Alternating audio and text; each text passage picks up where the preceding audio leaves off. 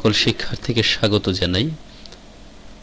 আজকের ক্লাসে আমরা বাংলা সাহিত্যের মধ্যযুগের অন্যতম শ্রেষ্ঠ রত্ন, রত্ন বলা যেতে পারে, বৈষ্ণব পদাবলী সাহিত্যের একখানি পদ, কবি বিদ্যাপতি রচিত অঙ্কুর তপন তাপে যদি যা রব কি করব বারিদ মেহে, এই পদটি নিয়ে পুঙ্খানুপুঙ্খভাবে আলোচনা করব। কবি বিদ্যাপতি মাথুর পর্যায়ের অন্যতম শ্রেষ্ঠ কবি। কবি বিদ্যাপতি তার এই মাথুর পর্যায়ে রাধিকার, শ্রী রাধিকার দুঃখপূর্ণ হৃদয়ের ব্যথা, যন্ত্রণা, বেদনা তা পরতে পরতে প্রকাশ করেছেন। এই পদটি পড়াতে গেলে, শিখে নিতে গেলে, বুঝে নিতে গেলে ঘটনাক্রমে কবি বিদ্যাপতি রচিত আরেকখানি পদের কথা বড় বেশি মনে পড়ে। তবে মাথুর কি সে সম্পর্কে দুই একটা কথা প্রথম বলে রাখি। তোমরা নিশ্চয়ই জানো, শ্রীকৃষ্ণ চরিত্রটি সেই চরিত্র যে চরিত্র পৃথিবীর বুকে এসেছিলেন বৃহৎ কর্মসাধনের উদ্দেশ্যে। তাই শিশুকাল থেকে শুরু করে তার জীবনের শেষ সময় পর্যন্ত এই বিস্তৃত সময়ে তিনি ঘটনাক্রমে বারে বারে বৃহৎ কর্মসাধন করে গেছেন। মাথুর পর্যায় হলো সেই পর্যায় যেখানে শ্রীকৃষ্ণ বৃন্দাবন ছেড়ে মথুরায় গমন করলেন। উদ্দেশ্য কি? আসলে বাঁশুড়ি ধরেছিলেন এতদিন, বাঁশুড়ির সুরে মোহিত করেছেন বৃন্দাবনের সকল ব্যক্তিকে। রাধিকা শক্তি সেই মাথুরের সেই বাঁশুড়ির সুরে মোহিত হয়েছিলেন। এবার বাঁশুড়ি ছেড়ে শ্রীকৃষ্ণ অস্ত্র ধারণ করছেন বৃহৎ উদ্দেশ্য সাধনের উদ্দেশ্যে। কংসের ন্যায় অসংখ্য অশুভ শক্তিকে দমন করবার উদ্দেশ্যে তিনি বৃন্দাবন ছেড়ে মথুরায় গমন করছেন। এই যে বৃন্দাবন ছেড়ে মথুরায় গমন করা, শ্রী রাধিকাকে ছেড়ে চলে যাওয়া, কবি বিদ্যাপতির মাথুর পর্যায়ের পদে সেই মাহাত্ম্যই প্রকাশ পেয়েছে। এই পদটি পড়তে গেলে আমি বললাম আরেকটি পদের কথা বড় বেশি মনে পড়ে। সেই পদটি অব মথুরাপুর মাধব গেল, ঘকুল মানিক কো হরি নীল, শুনো ভেল মন্দির, শুনো ভেল নগরী, শুনো ভেল দশ দিশ, শুনো ভেল সগরী।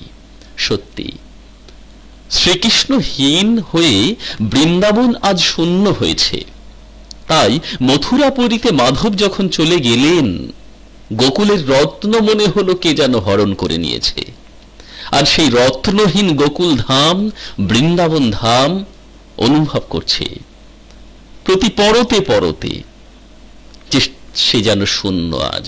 তাই মন্দির শূন্য হয়েছে, সেই হৃদয় মন্দিরের প্রাঙ্গণ তো শূন্য হয়েইছে।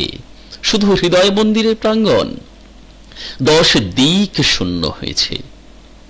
এমন পরিস্থিতিতে বাস্তবিকভাবে শ্রী রাধিকা শক্তি তিনিও আজ বড় ব্যথিত। তাই সেই ব্যথাপূর্ণ হৃদয়ে, ব্যথাপূর্ণ চিত্তে শ্রী রাধিকা শক্তি তার সখীকে ডেকে বলছেন আজকের পদটি। কি বলছেন? কবি বিদ্যাপতির লেখনীতে সেই কথাগুলো এভাবে প্রকাশ পেয়েছে। অঙ্কুর তপন তাপে যদি যা রব কি করব বারিদ মেহে, এই নব যৌবন বিরহে গঙ্গায় অব কি করব সোপিয়া লেহে, হরি হরি কো ইহ দৈব দুরাশা, সিন্ধু নিকটে যদি কণ্ঠ শুকায় অব খো দূর করব পিয়াসা। আমরা প্রত্যেকটি শব্দকে দেখে নেব এখান থেকে। নিশ্চয়ই বুঝতে পারছো তোমরা, সেই ব্রজবুলি ভাষায় রচিত। যে ব্রজবুলি ভাষায় রচিত হওয়া সত্ত্বেও কবি বিদ্যাপতি ব্রজবুলি ভাষার অন্যতম একজন পদকর্তা হওয়া সত্ত্বেও, মিথিলার রাজসভার কবি হওয়া সত্ত্বেও আমরা বাঙালিগণ যে কিনা কাব্যের সৌন্দর্য আর রস আস্বাদনে প্রতিক্ষণেই ব্যপ্ত রত, তারা কিন্তু তাকে আমাদের প্রাণের কবি করে নিয়েছি। বিদ্যাপতি কি বলছেন এই পদে? রাধিকা শক্তি বিদ্যাপতির এই পদটিকে কিভাবে তার দুঃখের কথা সখীদের কাছে ব্যক্ত করছেন, শব্দগুলোর অর্থ প্রথমে একটু দেখে নিই। অঙ্কুর তপন, অঙ্কুর শব্দের অর্থ কি? বৃক্ষ শিশু।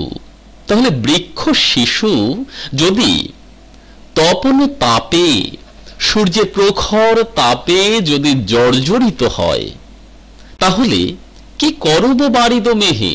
তারপর অঙ্কুর বৃক্ষ শিশু যদি সূর্যের প্রখর তাপে জর্জরিত হয়, তারপর বৃষ্টি জলবাহী মেঘ এসে তাকে যেমন ভাবে আর প্রাণ দিতে পারে না, ঠিক তেমনি ভাবে রাধিকা বলছেন এই নব যৌবন বিরহে গোঙায়ব।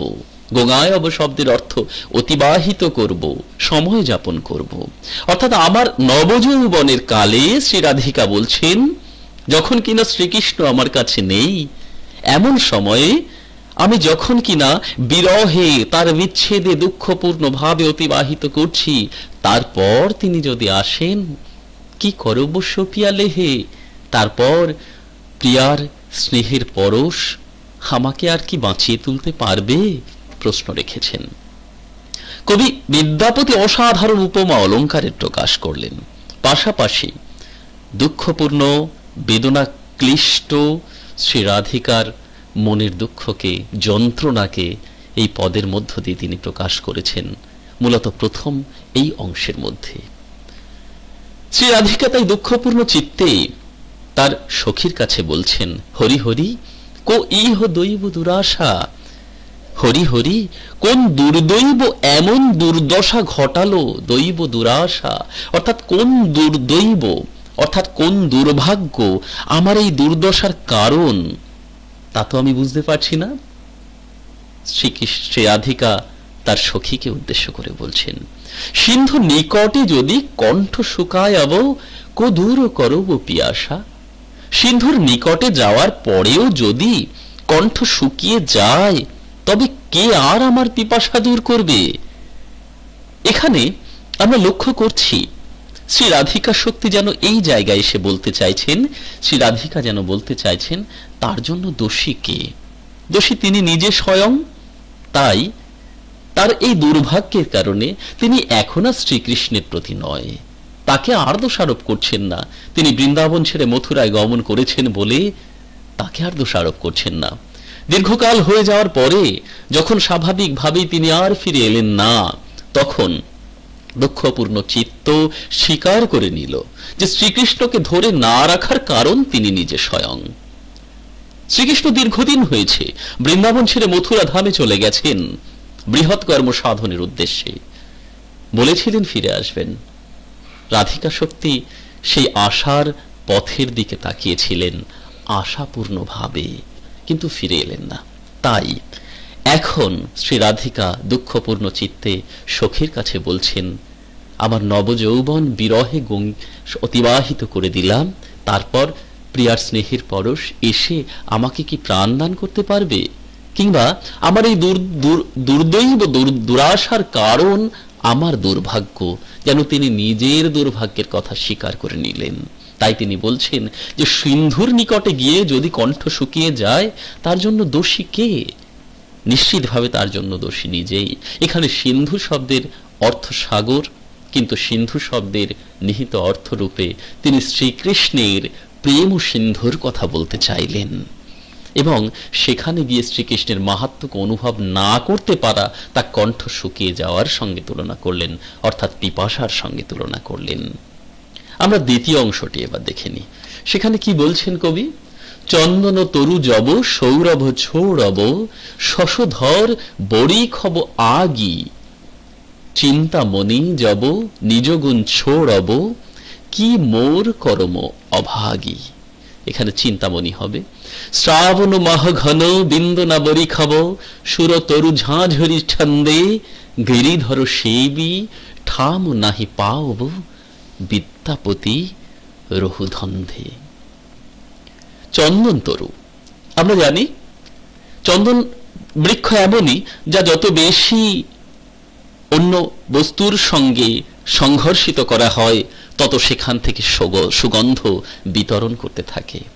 আসলে শ্রীকৃষ্ণের প্রেম এমনই, চন্দন বৃক্ষের মতো, তা ঘষিতে সৌরভময়।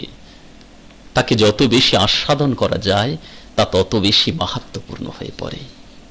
ঠিক এখানে সে কথাই বলতে চাইলেন যে চন্দন তরু, চন্দন বৃক্ষ, সে যদি সৌরভ না বিতরণ করে, না ছড়াব, না ছড়ায়, যদি শশধর বরিখব আগি, অর্থাৎ চন্দ্র বর্ষণ করে অগ্নি, বরিখব বর্ষণ করবে অগ্নি, চিন্তামণি যদি নিজ গুণ ছেড়ে দেয়, চিন্তামণি কি এক প্রকার রত্ন, অত্যন্ত মূল্যবান।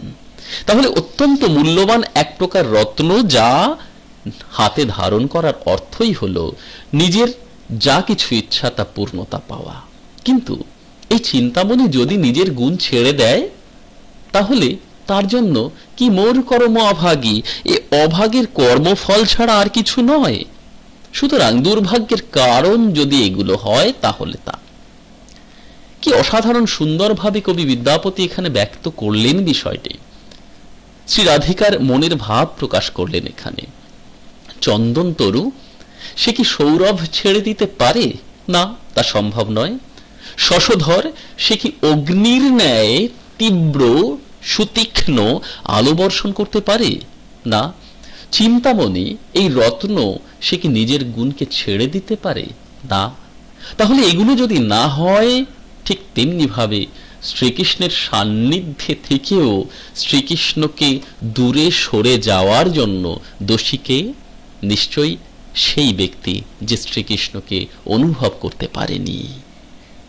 শ্রী রাধিকা যেন তাই বলছেন তার সখীকে। এগুলো যেমন হতে পারে না, ঠিক তেমনি শ্রীকৃষ্ণের প্রেম সাগর থেকে শ্রীকৃষ্ণ তার ভক্তকে দূরে সরিয়ে দিতে পারে না। কিন্তু যদি দূরে সরে যায়, তাহলে তার জন্য অবশ্যই কর্মফল, অভাগ্য, দুর্ভাগ্য তা সেই ব্যক্তির উপরে অর্পিত হয়, যার কারণে সে হয়তো শ্রীকৃষ্ণের এই প্রেম ধনরত্ন থেকে বঞ্চিত হয়েছে। শ্রাবণ মাহ ঘন বিন্দু না বরিখব। শ্রাবণ মাসে যখন ঘন মেঘ সঞ্চারিত হয় দিকে দিগন্তে, বিন্দু না বরিখব, সেই মেঘ যদি বৃষ্টি বর্ষণ না করে, এক বিন্দু জল না দেয়, এটা কি কখনো সম্ভব? শ্রাবণ মাস ঘন মেঘে আকাশ ঢেকে আছে, এক বিন্দু বর্ষণ হলো না। এটা যেমন সত্য নয়। সুরতরু ঝাঁঝকি ছন্দে, সুরতরু শব্দের অর্থ হলো কল্পবৃক্ষ বা দেববৃক্ষ। তোমরা নিশ্চয়ই জানো, যখন সমুদ্র মন্থন হলো, দেব এবং দানব সেই মৈনাক পর্বতকে বাসুকি রজ্জু দিয়ে ভয়ঙ্কর মন্থন হিসেবে কাজ করলো, কিনা সমুদ্রের তলদেশ থেকে উঠে আসবে অসংখ্য রত্ন, সর্বোপরি লক্ষ্মী দেবী এবং অমৃতের ভাণ্ড। সেখান থেকে উঠে এসেছিল এক কল্পবৃক্ষ। সেই কল্পবৃক্ষ বা দেববৃক্ষ তোমরা নিশ্চয়ই জানো, তা স্বর্গের উদ্যানে ঠাঁই পেয়েছিল। এই কল্পবৃক্ষ দেববৃক্ষের মাহাত্ম্য কি? তার নিচে অবস্থান করে যে ব্যক্তি মনের যা কিছু আশা জানায়, সেই আশার সঙ্গে সঙ্গে পূর্ণ হয়। তাই কল্পবৃক্ষ সে কি কখনো ঝাঁঝকি হতে পারে, ঝাঁঝক হতে পারে? অর্থাৎ সে কি বন্ধা হতে পারে? সে কখনো বন্ধা হয় না। কিন্তু এখানে যেন শ্রীকৃষ্ণের প্রেম ও মাহাত্ম্য তার থেকে বঞ্চিত হওয়া শ্রী রাধিকা ওই সুরতরুর ঝাঁঝক ছন্দের কথাই বলতে চাইছেন। অর্থাৎ সুরতরু বৃক্ষ বন্ধা হয়ে যাওয়া যেমন, ঠিক তেমনি শ্রীকৃষ্ণের সান্নিধ্যে থেকেও শ্রীকৃষ্ণের প্রেম এবং তার সঙ্গে আশিস থেকে তিনি বঞ্চিত হয়েছেন বলে শ্রী রাধিকার মনে হয়েছে। সামগ্রিকভাবে শেষ লাইনটি আমরা দেখি, তারপর এর যে মাহাত্ম্য তা একটু অনুভব করবার চেষ্টা করব। গিরিধর সেবি ঠাম নাহি পাওব। গিরিধর কেন বলা হয় শ্রীকৃষ্ণকে? কারণ তিনি গিরি গোবর্ধনকে অঙ্গুলিতে ধারণ করেছিলেন। কেন ধারণ করেছিলেন তাও নিশ্চয়ই তোমরা জানো। ইন্দ্রদেবের রোষ থেকে সমস্ত বৃন্দাবনবাসী এবং তার সঙ্গে সঙ্গে গোকুল ধামকে রক্ষা করবার উদ্দেশ্যে তিনি গিরি গোবর্ধনকে অঙ্গুলিতে ধারণ করেছিলেন। এবং ইন্দ্রদেবের রোষ থেকে রক্ষা পেয়েছিল এই গোকুল ধামের সবাই, বৃন্দাবনের সবাই। তাই তার নাম হয়েছিল গিরি গোবর্ধন। এই গিরি গোবর্ধনধারী তিনি শ্রীকৃষ্ণ, তাকে সেবা করেও ঠাম নাহি পাওব, তার কাছে ঠাঁই পেলাম না। বিদ্যাপতি রঘুধন্দ, কবি বিদ্যাপতি তার ভণিতা পদে এসে বলছেন, বিদ্যাপতি ধন্ধে রয়ে গেছে, দ্বিধা দ্বন্দ্বের মধ্যে অবস্থান করছে, ধাঁধায় পড়ে গেছে, সমস্যায় পড়ে গেছে যে এটা কি সত্য, যে গিরিধরকে সেবা করলাম কিন্তু তার কাছে ঠাঁই পেলাম না, এটা কি কখনো সত্য হতে পারে? নিশ্চয়ই সত্য হতে পারে না। যেমন ভাবে উপরে উল্লিখিত এই সকল দৃষ্টান্তগুলো সত্য হতে পারে না। চন্দন তরু সৌরভ ছেড়ে দিতে পারে না, শশধর আগ বর্ষণ করতে পারে না, চিন্তামণি নিজ গুণ ছেড়ে দিতে পারে না, শ্রাবণ মাসের ঘন কালো মেঘ বাড়ি বর্ষণ করতে পারে না, কিংবা সুরতরু ঝাঁঝক ছন্দ ধারণ করতে পারে না। ঠিক তেমনি ভাবে শ্রীকৃষ্ণের কাছে অবস্থান করেও, শ্রীকৃষ্ণের প্রতি নিজেকে সমর্পণ করার মধ্য দিয়েও তার আশীর্বাদ লাভ করলাম না, এটাও হতে পারে না।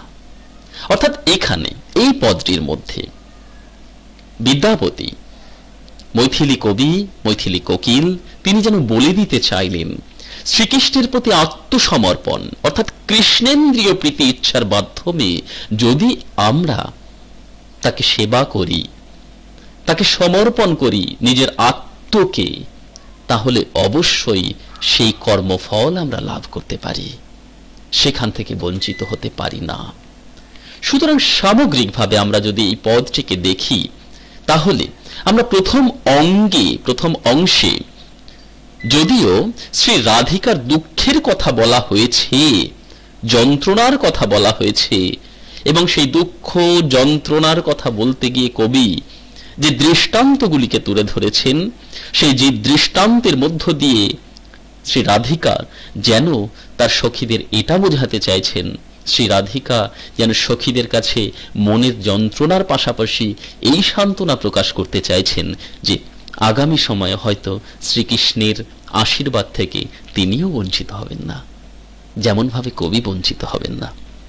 যাই হোক, এবার আমরা এখান থেকে যেমন ধরনের প্রশ্ন হতে পারে আমি একটা দৃষ্টান্ত হিসেবে তুলে ধরি। যেমন ধরে নাও, চন্দন তরু জব সৌরভ ছোড়ব, শশধর বড়িখব আগি, চিন্তামণি যাব নিজগুণ ছোড়ব, কি মোর করম অভাগী। কেমন এই অংশটা দিয়ে বলল এর অর্থ নির্দেশ করো, কিংবা তার সঙ্গে আরেকটু সংযোগ করে দিতে পারে পদকর্তাকে, কোন পর্যায়ভুক্ত পদ, এই প্রসঙ্গটির অবতারণা কি, এমন ধরনের প্রশ্ন হতে পারে। তাহলে তোমরা নিশ্চয়ই জানো পদকর্তাকে কবি বিদ্যাপতি, কোন পর্যায়ভুক্ত পদ নিশ্চয়ই এটাও বুঝতে পারছো, মাথুর পর্যায়ের অন্যতম একটি পদ, এবং প্রসঙ্গটির অবতারণার প্রাসঙ্গিকতা কতখানি। প্রসঙ্গটির অবতারণা কোন বিষয়ে? শ্রী রাধিকার দুঃখ যন্ত্রণার কথা বলতে গিয়ে কবি এই প্রসঙ্গকে তুলে ধরেছেন। কবি শ্রী রাধিকার দুঃখ যন্ত্রণাকে কিভাবে তুলে ধরলেন? প্রথমে আমরা যদি দেখি যে অঙ্কুর তপন তাপে যদি যাওয়ারব কি করব বারিদ মেহে, অর্থাৎ অঙ্কুর তপন, অর্থাৎ অঙ্কুরকে তপন যদি জর্জরিত করে তার তাপের মাধ্যমে, তাহলে তারপর জল যেমন বর্ষিত হয় না, ঠিক তেমনি শ্রী রাধিকা দীর্ঘকাল বৃন্দাবনে অবস্থান করছেন, শ্রীকৃষ্ণ নেই। তাহলে নেই শ্রীকৃষ্ণ, অর্থাৎ কৃষ্ণহীনা বৃন্দাবন। এই বৃন্দাবনে থেকে তার এই নবযৌবন দুঃখে যন্ত্রণায় তিনি অতিবাহিত করে চলেছেন। তারপর শ্রীকৃষ্ণ এসে তাকে কি প্রাণ ফিরিয়ে দিতে পারে? এই প্রসঙ্গকে অবলম্বন করে আমরা দেখলাম এখানে অসাধারণ সুন্দর দৃষ্টান্ত তুলে ধরলেন। সুতরাং এই দৃষ্টান্তটিকে তারপর তোমরা বিশ্লেষণ করবার নিশ্চয়ই প্রচেষ্টা করবে।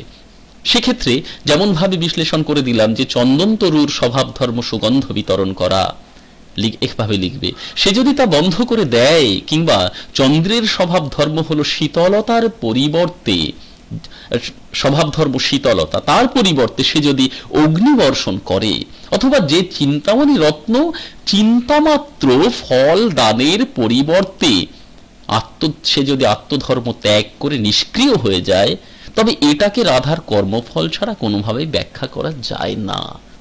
রাধা, শ্রী রাধিকা, সে কথাই তিনি তার সখীদের কাছে ব্যক্ত করছেন। পাশাপাশি দ্বিতীয় স্তবকে গিয়ে লিখবে রাধিকা আসলে বলতে চাইছেন এই বিষয়গুলি, এই দৃষ্টান্তগুলি যেমন সত্য হতে পারে না, ঠিক তেমনি শ্রী রাধিকার আগামী সময়ে কর্মফল যেন পূর্ণতা পাবে শ্রীকৃষ্ণের আগমনের মধ্য দিয়ে। অর্থাৎ এখানে তিনি যেন আত্মপ্রশান্তি লাভ করতে চাইছেন এই দুঃখ যন্ত্রণার কথা প্রকাশ করে। যাই হোক, তোমরা নিশ্চয়ই বুঝতে পেরেছ পদটি কিভাবে বিশ্লেষণ করতে পারবে, বিশ্লেষণ করতে হবে। তা সত্ত্বেও সেই একই কথা, যদি মনে হয় কোথাও কোনো সমস্যা আছে নিশ্চয়ই জানাতে ভুলবে না, কমেন্ট বক্সে লিখো, আমি অবশ্যই উত্তর দেওয়ার চেষ্টা করব। সকলকে ধন্যবাদ ক্লাসে থাকার জন্য। ক্লাসের সঙ্গে জুড়ে থাকো, আগামী ক্লাসের জন্য অপেক্ষা করো।